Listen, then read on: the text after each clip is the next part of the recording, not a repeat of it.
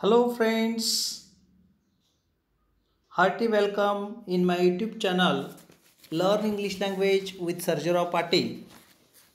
I hope all of you are enjoying bridge course activities.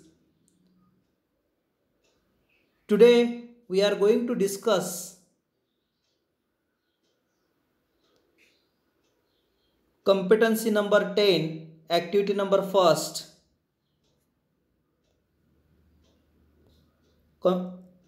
Competency, or you can say LO statement number 10, understanding new constructions through reading. विद्यार्थी मित्रो, ह्या क्षमतेमध्ये या अध्ययन निष्पत्तीमध्ये आपण वाचनाद्वारे नवनवीन कन्स्ट्रक्शन्स शिकणार आहोत. Activity number first, look at activity number first, learning outcomes और competency statements, understanding new constructions through reading. आत्ताच मी त्याचा अर्थ सांगितला तुम्हाला. त्यामध्ये काही सूचना दिलेल्या आहेत शिक्षक आणि पालकांसाठी. Instructions for teachers and parents और facilitators. Look at the first instruction, introduce the activity in simple language. ह्या ॲक्टिव्हिटीचा परिचय करून द्यायचा आहे साध्या भाषेमध्ये. विद्यार्थी मित्रो, ही ॲक्टिव्हिटी सोडवताना वाचनाच्या द्वारे नवनवीन कन्स्ट्रक्शन शिकणार आहोत की ज्याच्यामध्ये clause, main clause, subordinate clause, find out sentences in simple past tense, finite verb, non finite verb, exclamatory sentences, simple, complex and compound sentences. अशा सर्व कन्स्ट्रक्शन्स आपण या वाचनाद्वारे शिकणार आहोत.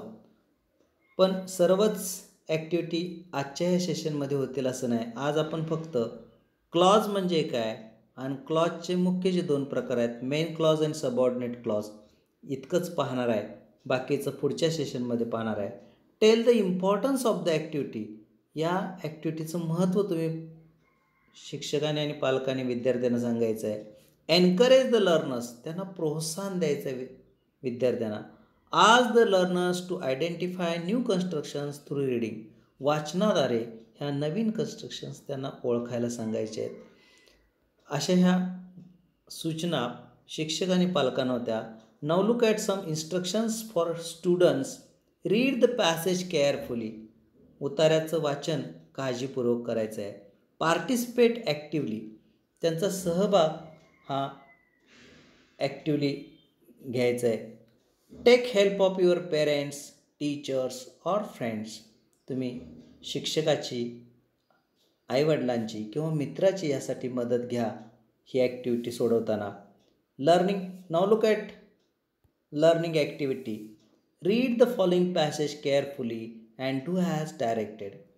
विद्यार्थी मित्रो, या ठिकाणी एक उतारा मी देतो आहे की जो ब्रिज कोर्स वर्कशीट बुकमध्ये दिलेला आहे आणि हा उतारा इयत्ता 9वीच्या कोर्स बुकमधील द फन दे हॅड या कथेमधला आहे. Now look at the first paragraph. Margie even wrote about it that night in her diary. On the page headed 17 May 2157, she wrote, "Today Tommy found a real book. It was a very old book.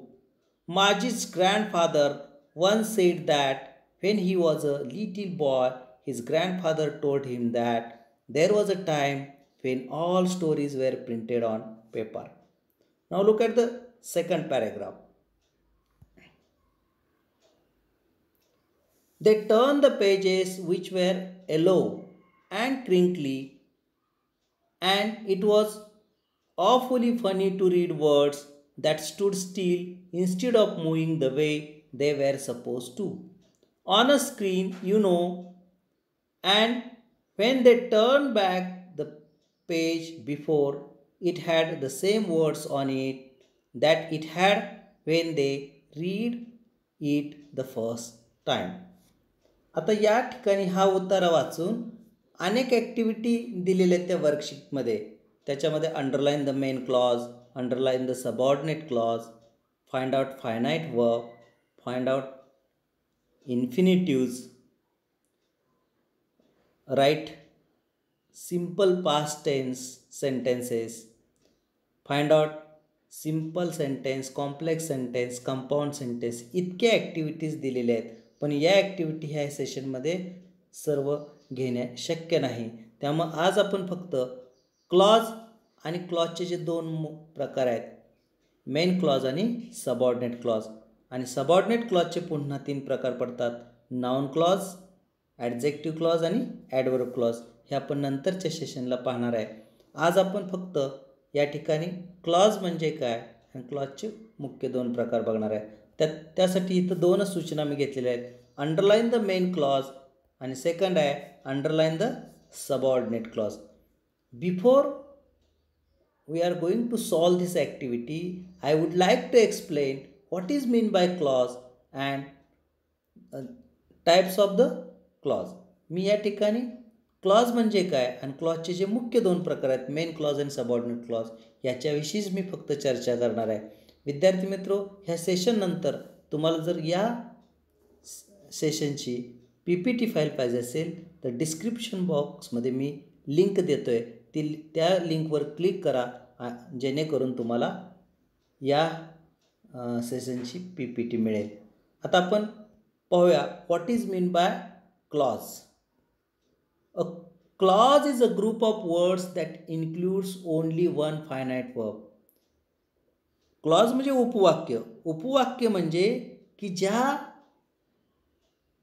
ज्यामध्ये असा शब्दसमूह की ज्याच्यामध्ये एक only one finite verb, कमीत कमी एक तरी finite verb असतोच, समावेश असतो. किंवा दुसऱ्या भाषेत सांगायचं म्हटलं तर a clause is a group of words that includes a subject and a verb, ज्याच्यामध्ये एक कर्ता आणि क्रियापद असतो असं आपण म्हणू शकतो.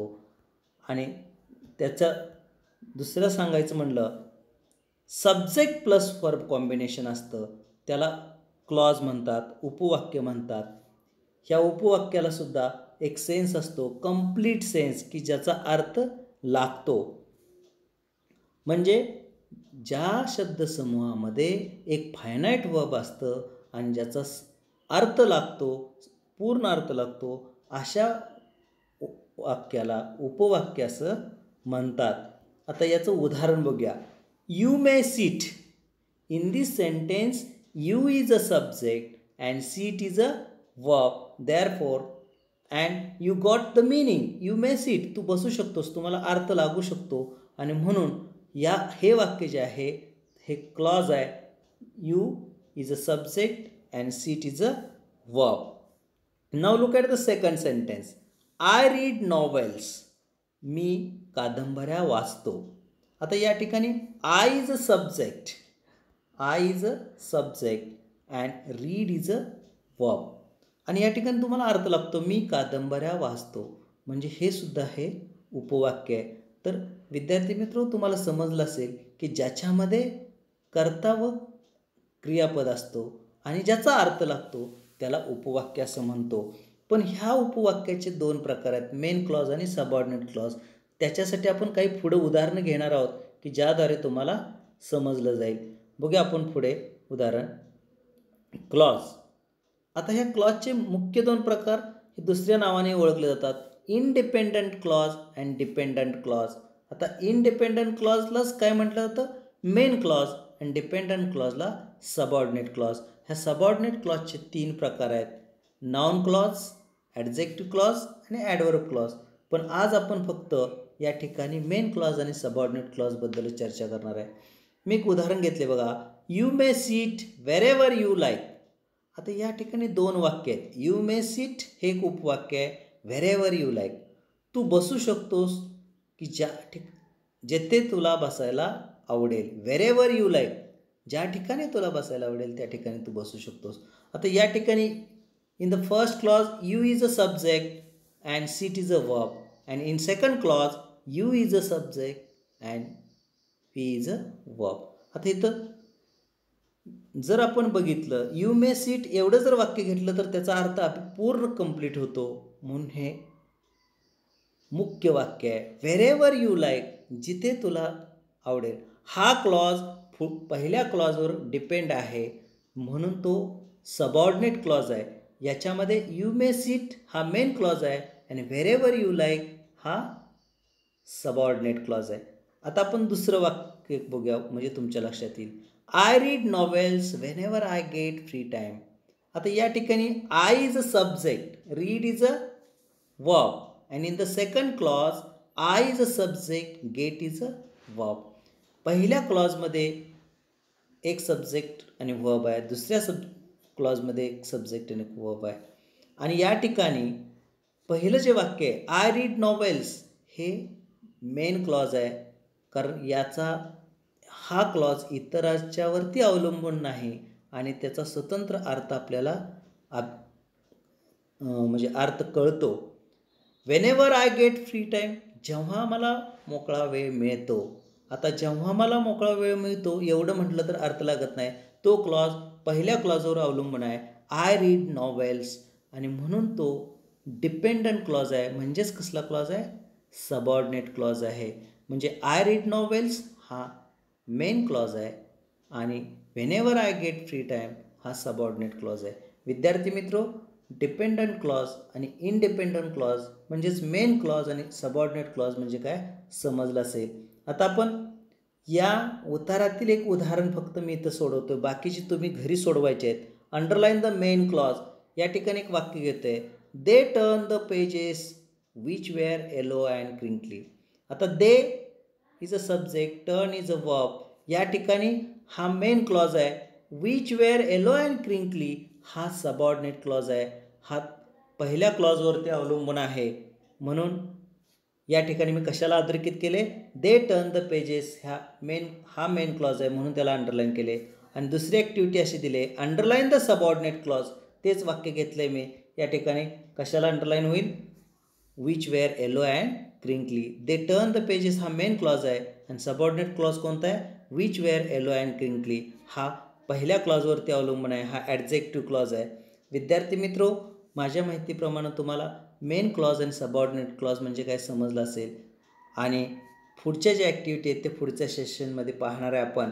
तुम्ही या उतार्यामधले दुसरे जे क्लॉज आहेत त्याला अंडरलाईन करायचे आहे आणि मेन क्लॉजला अंडरलाईन करायचे, सबऑर्डिनेट क्लॉजला अंडरलाईन करायची आणि ॲक्टिव्हिटी सोडवायची आहे.